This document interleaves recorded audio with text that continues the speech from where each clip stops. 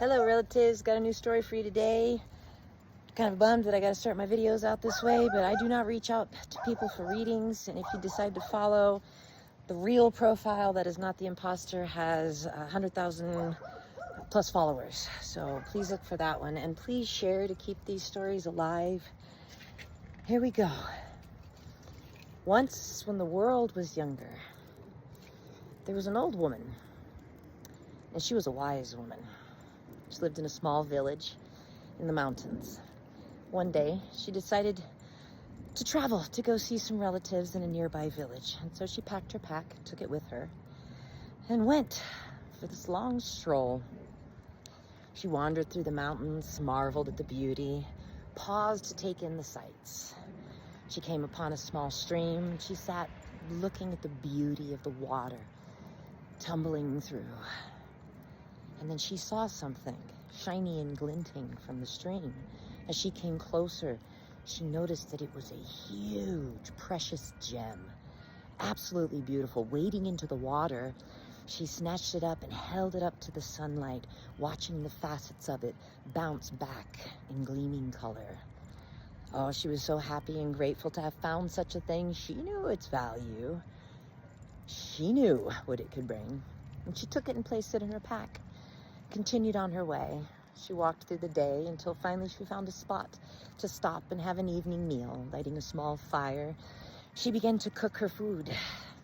As she did, a hungry traveler happened by, smelling the food. Oh, he called out, "That smells delicious. Well, come share some." She beckoned to him. Slightly suspicious, but who can turn down food when we're this hungry? He came and sat next to her by the fire. She opened her pack and dug in it to bring out more food to cook and share. When she did, he saw there in her pack this massive, glinting, precious gem. "Oh," he exclaimed, "where did you come by that? That's incredible. Something like that could set me up for life. I would have no worries anymore if I had something like that." And the old woman smiled, reached into her pack, took out the gem, and handed it to him without hesitation, without thought. He sat there staring at it in his hand, his mind wandering with all the things that he could possibly do with something that had this much value. She handed him food, barely noticed what he ate, said, "I thank you for this gift. I must go." And even though night was falling, he leapt up and continued on his way, lest she change her mind. She did not call him back, however. And so he practically ran, moving as fast as he could, getting home. A day passed and then another. But the closer he got to home, something began to stir within his breast. How could and why would this old woman, obviously not wealthy, give me something of such great value without thought or hesitation? Doubt filled him. Could it be fake? Is it a trap? Was it a test? What is happening here? Something isn't right. What does she know that I do not know? Almost the third day, as he neared home, that nagging feeling, that doubt in his breast, could no longer be ignored. So he found himself turning around and retracing his steps. He hurried back to where he had last met the old woman, knowing there were villages nearby. He stopped at one. No one knew her. He kept going, stopped at another. No one knew her. Another. "Oh, yes, she has relatives in this village here." As fast as he could, he found himself racing to where he could find this old woman. When he reached the village, sought her out, and fell on his knees before her, pulling the precious gem from his pocket and holding it back to her. He said, "Wise woman, please," he begged her, "take this back and tell me instead, what is the inner wealth that you have that would allow you to give something so precious away without thought, without hesitation, without fear?" So it is. I share with you this story because this is a path I walk. Lack mentality has been a big thing for my whole life. I've been homeless with 3 children. I've been a teenager eating out of the garbage, so happy to find food sitting on top that was untainted. I have been in a place where they've shut my electricity off when I have kids, going to hurry and buy ice with what little money that I had left, trying to preserve everything that's in the freezer while I went to work that night, hoping that I would make enough to go pay the electric bill the next day. Us all sweltering in the heat for no air conditioning.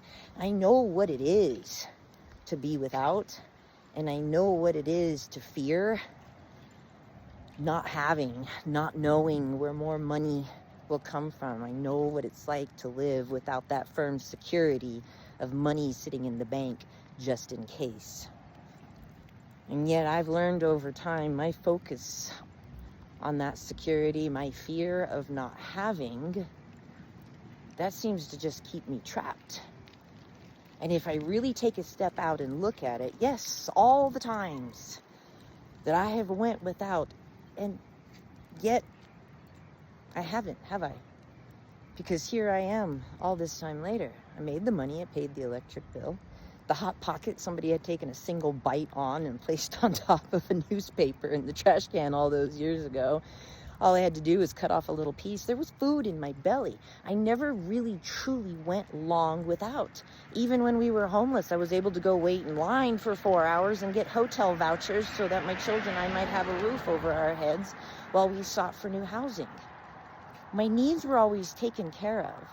Not necessarily in the way and to the degree that I would prefer.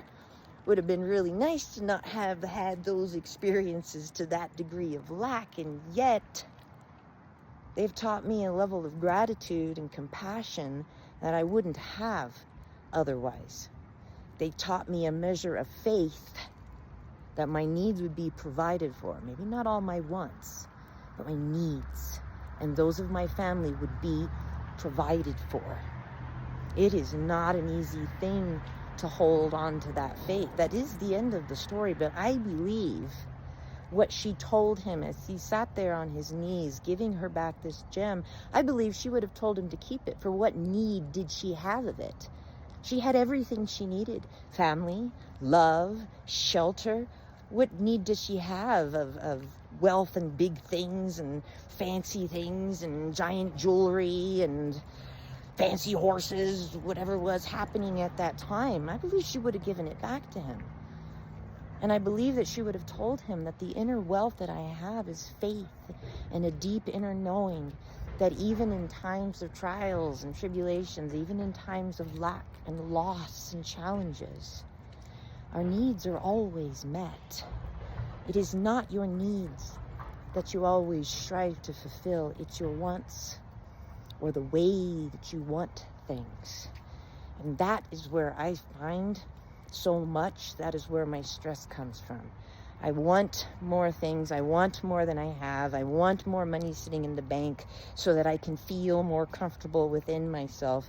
And when I find myself sitting in my wants, I so easily lose track of the gratitude and the acknowledgement that all my needs are met and provided for. It was not an easy lesson to learn, but I will believe that she would tell him, because the inner wealth is the gratitude.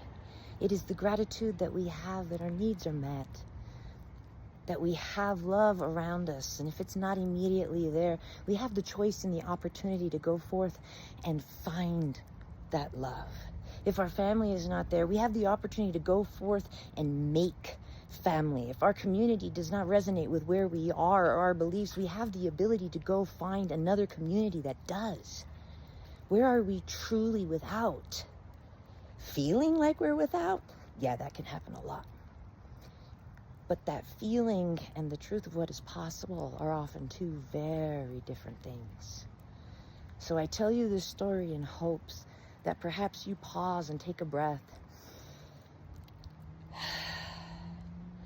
and acknowledge that your basic needs are met, that it's the faith so much that is the inner wealth that needs to be built and shored up within us, that it is the abundance of spirit, of love, of capacity, of knowledge, the courage that it takes to seek new awareness, face change, create something new or different in our lives, even in the presence of fear and sometimes outright terror. And yes, sometimes the willingness to let go of what we have so that we have the space or the energy or the motivation to create something new.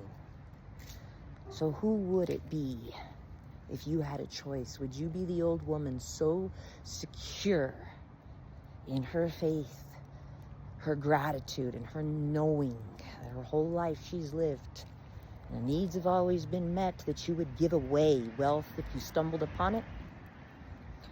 Or would you be the man that took it, so fearful it would be removed, and ran away? Or would you be the man at the end of the story who chose to turn around, recognizing that the wealth was not the precious stone and the physical abundance? It was the strength, power, will, and confidence that resided in the wise woman that was the true wealth. That was the real gift and the real blessing. So much love, my relatives. Have a beautiful day.